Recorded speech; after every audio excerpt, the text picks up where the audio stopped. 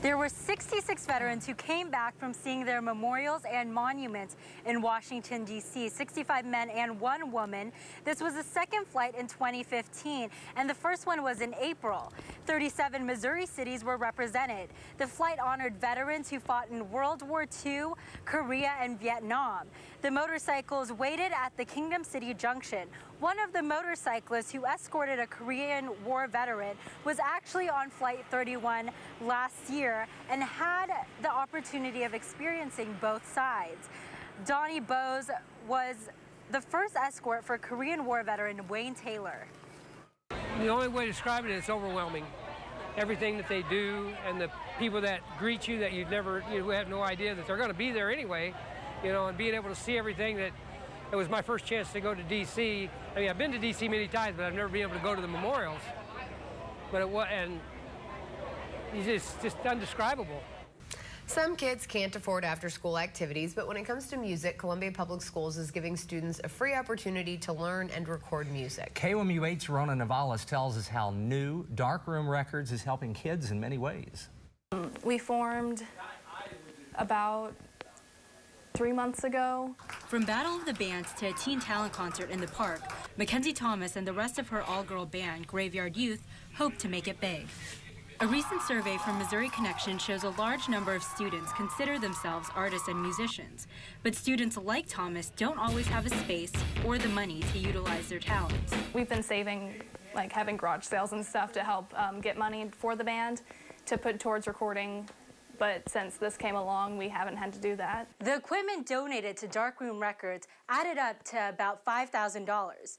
During an open house meeting, one of the mentors mentioned that some of the local recording studios actually charge from $40 an hour to $2,000 a week. That's one of the reasons we really want to have a studio like this one, so that people can kind of cut through the expense and just get right to the music. I was really lucky in the fact that my dad played music, so instruments are always around there. Not all students have access to instruments they want to play.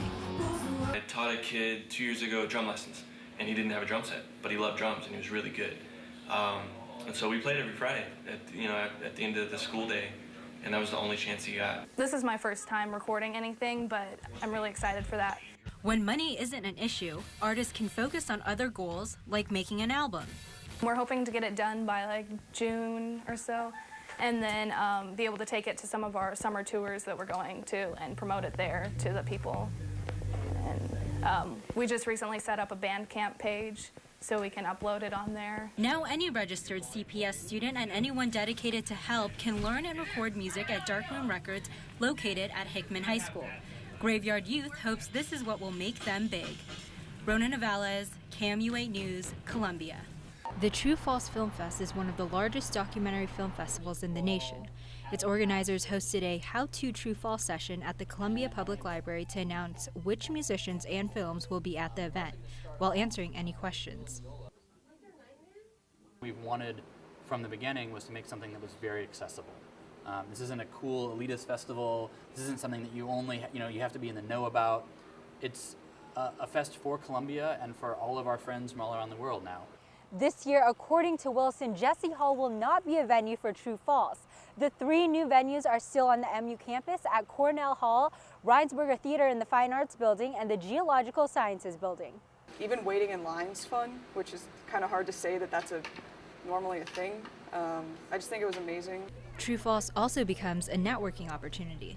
A lot of the musicians have been picked up by the filmmakers to do music for their films. The festival also brings more shoppers to town. I think it's great. It puts Columbia on the map. It helps the businesses out because it brings people here. Wilson revealed that there will be 36 feature films and about 25 short films this year, and some of the films were shown at the Sundance Film Festival. Rona Navales, KOMU8 News, Columbia. The Youth Community Coalition in Columbia sees negative effects in teenagers who use marijuana. And if it becomes legal, they're going to see it as less risky. They're more likely to get into it.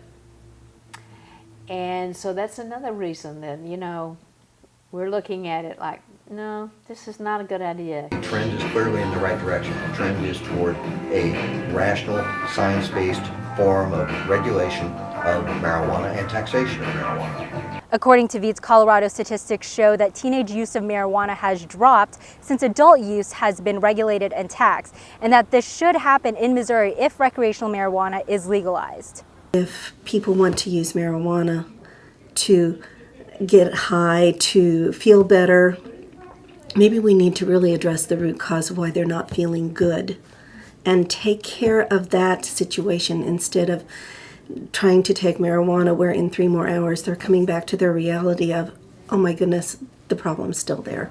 Veets says if community leaders educate people about the real health hazards of marijuana, people can make an informed decision whether or not to use it. Rona Navales, KMU8 News, Columbia. Good morning, Mid-Missouri. I'm Rona Navales. Officials are breaking ground today on a new pedestrian bridge in Jefferson City, connecting a high-traffic greenway to the West Edgewood Recreation Area. The project will also fix a pedestrian bridge on spanning a creek near the Truman Building. A donation from the Jefferson City Lions Club and a grant is providing the funding for the project. Columbia's volunteer programs will host an informational session about the 2014 Youth in Action program at the Arc tonight. Youth in Action is a summer volunteer program aimed at getting kids aged 12 through 15 involved with their community throughout the summer. There will be 30 to 35 half-day volunteer opportunities for kids to participate in. Kids interested in signing up for the program can come to the information session from 5 to 7 tonight to get more information and submit an application. Tonight is the last Columbia Public School Board meeting for outgoing Superintendent Chris Belcher. The board will be discussing a potential dual language immersion program and an amendment to the district's current budget. Later today, KMU8 News will sit down with Belcher to get his take on how the new start times went, all the snow days, and many other issues. Thanks for being with us. The Today Show continues next, and we'll see you in 25 minutes. One person is dead this morning after a crash involving an SUV and a Columbia school bus full of kids. It happened on Route Z in Boone County, just east of Columbia at about 3 yesterday afternoon. Firefighters say 67-year-old Lawrence Ferguson swerved in front of the school bus, causing the accident and killing him. The bus was carrying 22 students on their way home from summer school at 2 Mile Prairie Elementary School. 3 students and the bus driver suffered moderate injuries. They were sent to the hospital. The 19 other students were eventually taken to University Hospital as a precaution, but have since left. A fundraiser for people affected by mitochondrial disease begins this morning. The event is at the Ashland Senior Center, and people can bring baked goods, raffle items, or cash to donate. The event starts at 8 a.m. and goes until 6 p.m. There's currently no cure for mitochondrial disease. Good morning, Mid-Missouri. I'm Rona Navales here with a look at today's top stories. An MU fraternity house is up for a prestigious honor. The Sigma Alpha Epsilon House has been nominated to be listed on the National Register of Historic Places. The National Register is a federal list of historic properties that are worthy of preservation. The Historic Preservation Commission will make the nomination official at the Missouri Advisory Council on Historic Preservation meeting on July 1st. Tonight marks a first for the Missouri Symphony. The Missouri Symphony's Hot Summer Nights is showing The Strongman tonight at 6:45 this evening. It's the first time in a Hot Summer Night event that the Missouri Symphony will play with a silent movie. The event is being held at the Missouri Theater. Starting this morning at 11:30, the University of Missouri Board of Curators will vote to amend and possibly change sexual assault and student conduct procedures. The comprehensive changes seek to address issues discussed the past few months, which include making every university employee a mandated reporter of sexual abuse, with exception to health care workers and lawyers. Thank you for joining us. More news in 25 minutes. Hey everyone, I'm Rona Navales reporting for J2150 at Stevens College to get the scoop on the annual Citizen Jane Camp. Now we all know many major films are made in Hollywood, but now it's time to see these young girls of Columbia take over filmmaking. Here I have with me 6th grader Aubrey Atkins. So Aubrey, how's your experience at Citizen Jane so far? It's been great. We've been doing a ton of things and we've learned so much. We've had a ton of fun. And there are a bunch of experiences that have gone with this camp. And why do you think some women aren't so much behind the cameras like men are?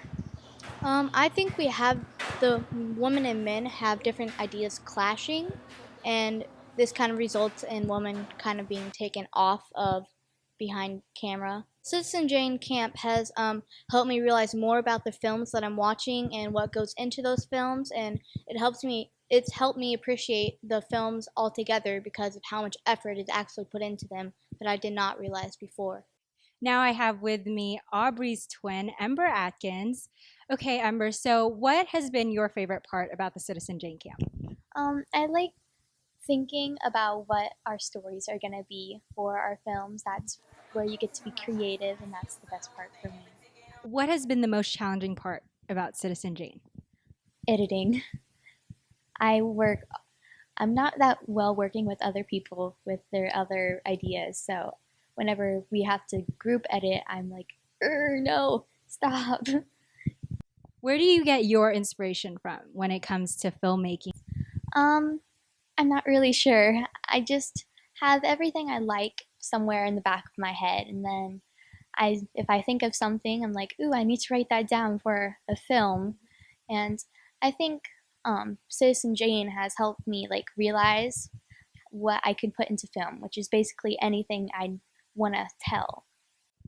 Thank you for joining us. If you'd like to learn more about the camp and see what these girls have been working on, be sure to check out their website at citizenjanefilmfestival.com.